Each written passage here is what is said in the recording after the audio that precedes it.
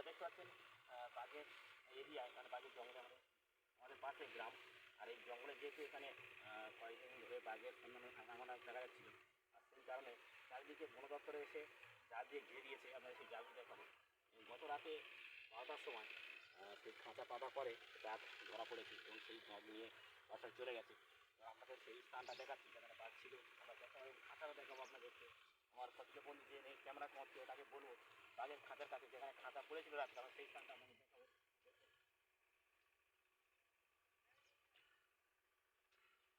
জঙ্গল বিশাল এরিয়া জুড়ে যেখানে বাঘ রয়েছে সেই এরিয়া জুড়ে ইয়ে দিয়ে ঘিরে দিয়েছে, জালের ইয়ে দিয়ে ঘেরা আছে। ভুল করে এরকম ঘিরে নিয়েছে এটা। যাতে আর এই ঘিরে দেওয়া মানে এর মধ্যেই বাঘটা কেমন ধরে গেছে, এবং তার ফলে বাঘ ধরা খুব সুবিধা হয়।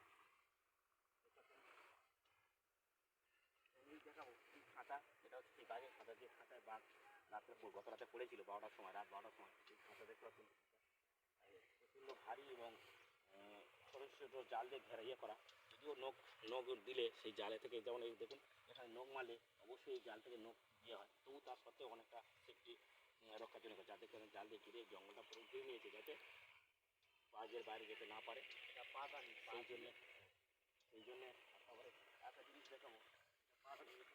বাঘ এসে পা দিলে তবে রিজেক্ট এই করবে। স্থানটা হচ্ছে বাঘের পা, যারা আমরা ধরো ইঁদুর ধরি, খাঁচা দিয়ে ইঁদুর ধরা, সেই খাঁচার মতো এই সিস্টেমটা। এখানে পা দিলে যখন খাঁচায় ইয়ে থাকবে, ছাগল থাকবে, যখন খেতে যাবে এই পা দাঁড়িয়ে পা পড়লে অবশ্যই অটোমেটিক করে ঢাকাটা বন্ধ হয়ে যায়। সেটা আপনাদের এই জায়গাতে বাগানে দেখুন জঙ্গল অনেক বিস্তীর্ণ এরিয়া জুড়ে জঙ্গলের খাঁচা পাতার জন্য জাল দিয়ে ঘিরে দিয়েছিল এবং অবশ্যই তারা সাকসেসফুল হয়েছে। রাত 12টার সময় বাঘটা ধরা পড়েছে। আপনাদের পায়ের ছাপও দেখিয়েছি এবং পরবর্তীকালে আরও ভিডিও আমরা দেখাবো।